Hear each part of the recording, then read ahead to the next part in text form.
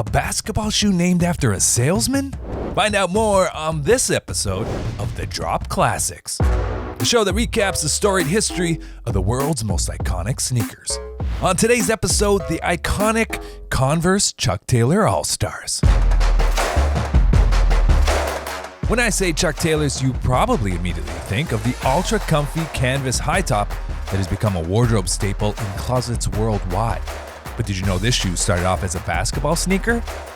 The man whose moniker adorns the circular All-Star logo is still a mystery to many. To understand the history of the first mass-produced basketball shoe in North America, we gotta start with the man named Chuck. Time to go back to the 1920s. Charles Chuck Taylor was indeed a semi-pro basketball player who played for teams like the Dayton, Ohio Non-Skids, among others, but basketball as a sport was at its early stages.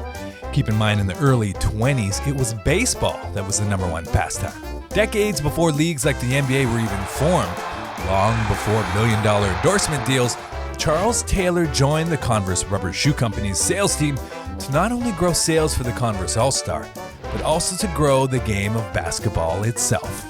So here's how he did it. Long before the internet and Instagram, Chuck and other pros on the Converse promotional basketball team would travel across the United States and play a local team or college.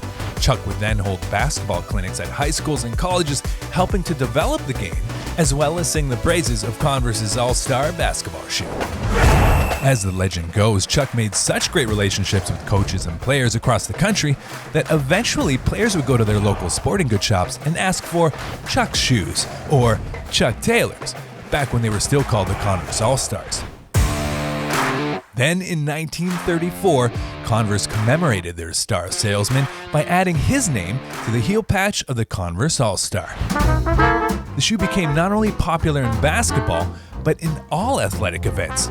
Even the now ubiquitous white Chucks made their debut at the 1936 Olympics. In 1957, Converse introduced the low-top version of the Chuck, aka the low-top Oxford, which was also sported by the Harlem Globetrotters, whom Converse sponsored for over 50 years. During the 50s and 60s, the Chuck Taylor was the basketball shoe of choice for the pros and amateurs alike.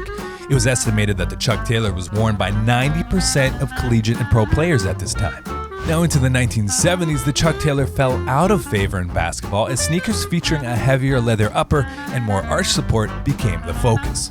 Luckily, the Chuck Taylor found new life as a casual footwear choice.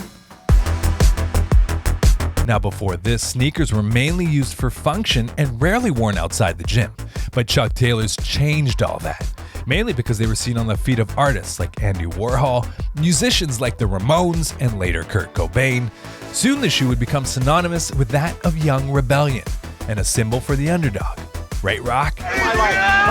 Thanks to many iterations, colors, and collaborations, the Chuck Taylor has constantly appealed to the culture of the time while remaining true to its original form.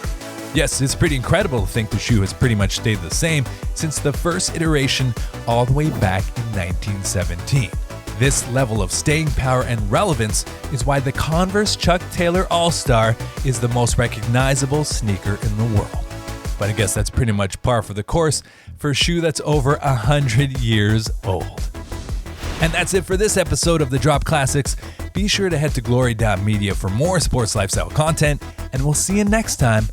Thanks for watching.